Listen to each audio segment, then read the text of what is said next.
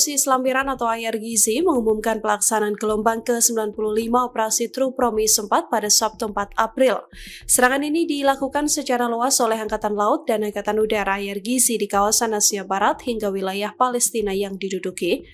Dalam pernyataannya, IRGC menyebut operasi menggunakan sejumlah rudal jarak jauh termasuk Hajar Qasem, Khaibar Shekan, dan juga Qadar. Sejumlah target militer Amerika Serikat dilaporkan menjadi sasaran, diantaranya baterai artileri roket HIMARS milik Amerika Serikat di Pulau Bubian, Kuwait, serta sistem pertahanan rudal Patriot di wilayah utara Bahrain.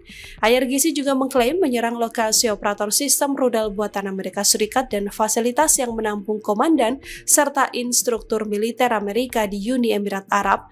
Selain target militer, fasilitas perusahaan teknologi Amerika, Oracle Corporation di Uni Emirat Arab turut menjadi sasaran. Pasukan Angkatan Laut IRGC juga menghantam kapal komersil bernama MGS Ishika yang terkait Israel saat berlabuh di pelabuhan Khalifah bin Salman, Bahrain.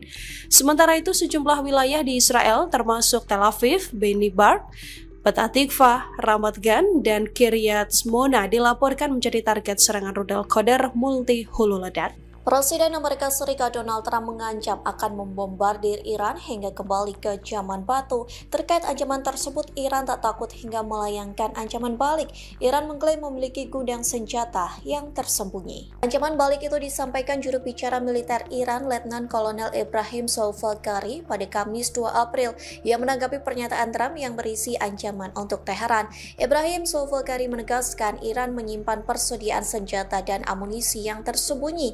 Pihaknya menyebut situs-situs yang ditargetkan Amerika Serikat selama ini merupakan target yang tidak signifikan.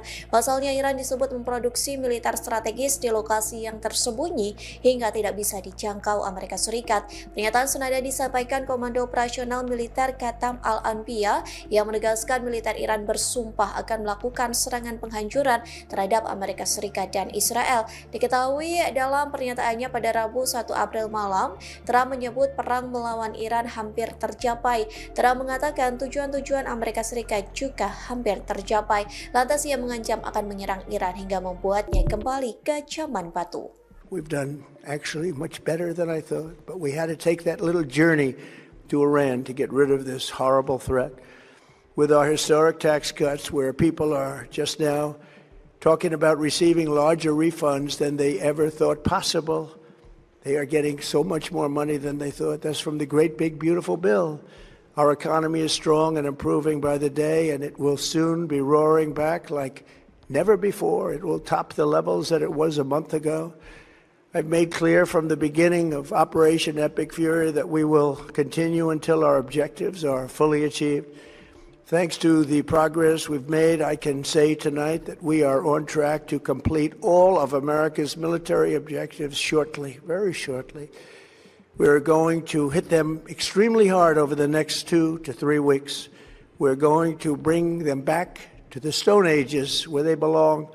Negara-negara Teluk berupaya menggunakan kekuatan militer untuk membuka kembali Selat Hormuz. Bahkan negara-negara Teluk yang dipimpin Bahrain berupaya mendapatkan otorisasi dari Dewan Keamanan PBB. Sementara Rusia, China, dan Prancis memveto resolusi yang diusulkan tersebut. Namun Dewan Keamanan PBB telah menunda pemungutan suara terkait upaya yang dilakukan negara-negara Teluk. Seharusnya pemungutan suara itu dilakukan pada Jumat 3 April pagi. Namun pada Kamis malam jadwal tersebut ditunda dengan alasan bertepatan dengan Jumat Agung yang merupakan hari libur umum. Sementara negara-negara Teluk menilai penundaan itu hanyalah alasan yang dibuat-buat. Pasalnya pemungutan suara yang jatuh pada Jumat Agung sudah diketahui ketika pertama kali diumumkan. Kemudian Rusia, China, dan Prancis merupakan negara pemegang hak veto di Dewan Keamanan PBB. Ketiga negara itu secara tegas menolak soal penggunaan kekuatan militer untuk membuka kembali Selat Hormuz. Presiden Prancis Emmanuel Macron menggambarkan opsi militer sebagai tindakan tidak realistis.